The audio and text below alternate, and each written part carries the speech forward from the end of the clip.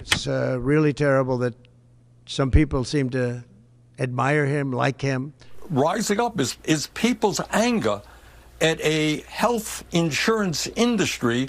Donald Trump and Bernie Sanders have now both reacted very differently to Luigi Mangione's targeting of United Healthcare CEO Brian Thompson. And I'm going to play for you both clips and discuss. I'm also going to get to some new data out, some polling showing how people feel about this.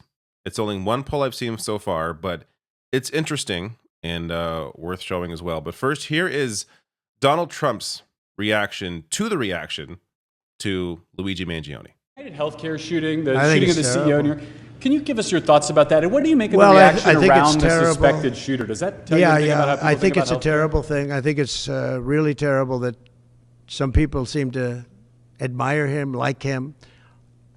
And I was happy to see that it wasn't specific to this gentleman that was killed. It's just an overall sickness as opposed to a specific sickness.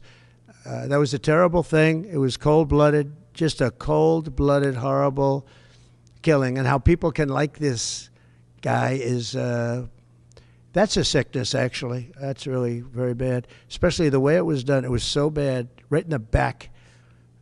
And very bad, very thing like that. You can't believe that some people, and maybe it's fake news. I don't know. It's hard to believe that that can even be thought of. But it seems that there's a certain appetite for him.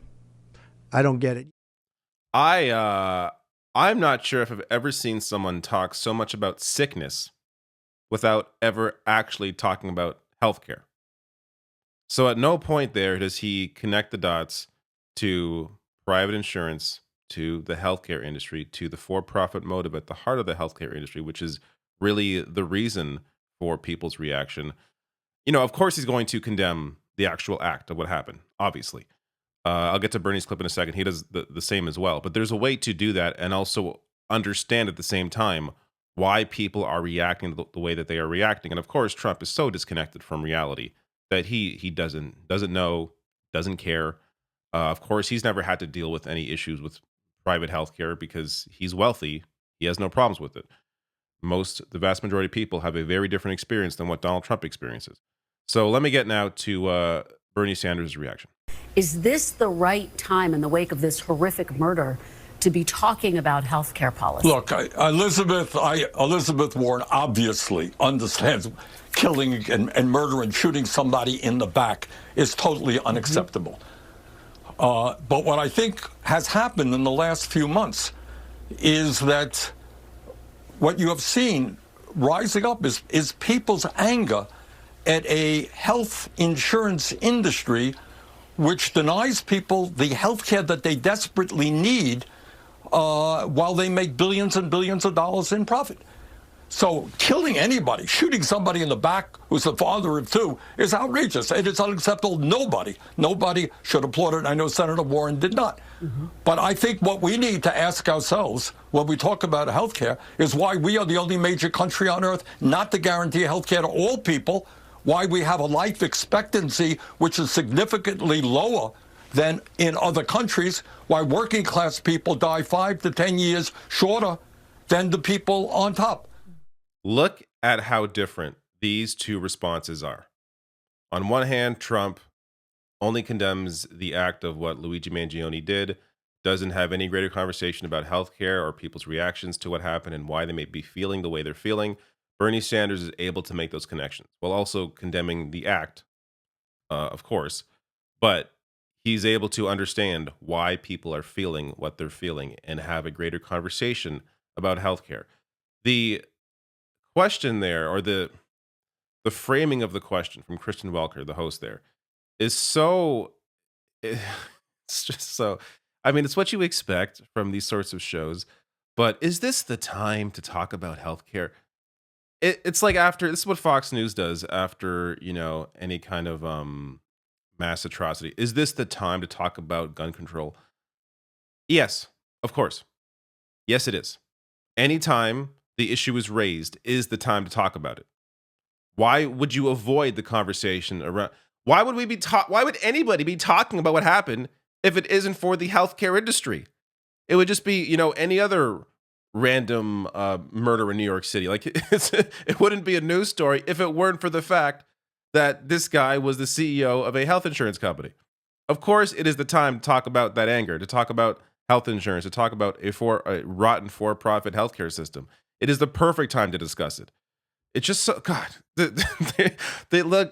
they do whatever they can to try and avoid having any real conversations around policy and what people are actually angry about in their lives and what may actually help them if they were to move to a better system. It's just any excuse to not address the real problems. Let me get to this polling. So this is from Emerson College polling. This is the only poll I've seen so far on this. I hope more come up because I like to have a variety of data come in as opposed to just one pollster. But it is worth noting here. So I'll link to this full thing below the video as well, the full page. But they write here, do you think the actions of the killer of the United Healthcare CEO are acceptable or unacceptable? And look at the results by age. So what I really want to focus on here is 18 to 29-year-olds, which are somewhat acceptable and completely acceptable, amount to a plurality here of 41% believe that it was somewhat acceptable or completely acceptable, compared to 40% saying it is completely unacceptable or somewhat unacceptable. And the neutral number is 19%. Now, I got to question the who is answering neutral in a poll like this? Because to me, if you're going to be neutral on somebody being killed, I tend to think you are leading towards the acceptable position. You just don't want to say that in a phone call with a pollster, because why would you be neutral? You know what happened. Somehow, if you didn't, you're told what happened. How could you be neutral? I'm sure there's a position you can take.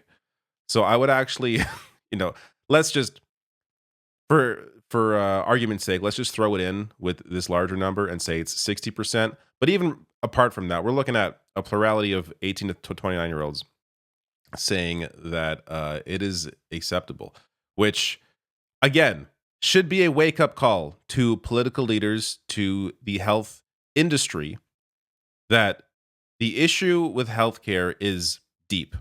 It is not simply about, addressing some problems around the edges, maybe a regulation or two.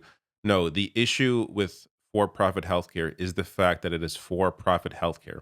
That profit is prioritized over people's health. You have to completely throw the system in the trash. So that's not going to sound great to those who are making lots of money off of that system, but it's a system that would work for everyone as opposed to working for, a few at the top. And, even across the board, like, it's people, of course, when you're older, you're a little more comfortable, you're on probably Medicare, so you don't have to deal with that system, with the healthcare system, or I should say a for-profit healthcare system day in, day out, unless you have, Medicare Advantage or something. But there really seems to be a large contingent of neutral answers here that I get. I just tend to think are people that don't want to say that they support it. But worth noting that. Also, I want to play one more clip from Bernie Sanders here because he brings this into a larger conversation around the real issue in America. We are moving rapidly into an oligarchic form of society. Never before in American history have so few billionaires, so few people had so much wealth and so much power. Never before has there been so much concentration of ownership, sector after sector, power of Wall Street, and never before in American history, and we better talk about this, have the people on top had so much political power. We can't go around the world saying, oh, well, in Russia, Putin has an oligarchy. Well, we got an oligarchy here, too. And in this last election, in both parties, billionaires spent huge amounts of money to elect their candidates. And of course, this is why the healthcare system is what it is. When I first covered the story, I showed how much lobbying, how much money United Healthcare put into lobbying alone, and it's over $100 million since, I believe, the early 2000s.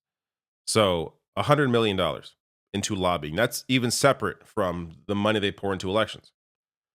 It's a wild and disgusting system, and I don't just mean healthcare, just money in politics, corporate money in politics, capitalism, how it has rotted democracy is a constant threat, not just in America, but worldwide. Though I would say it is extreme in America compared to a lot of other countries. That said, Bernie's one of the only people that has consistently been talking about this. And it's an issue that until that is addressed, money in politics, it's going to be hard to properly solve the problem with healthcare.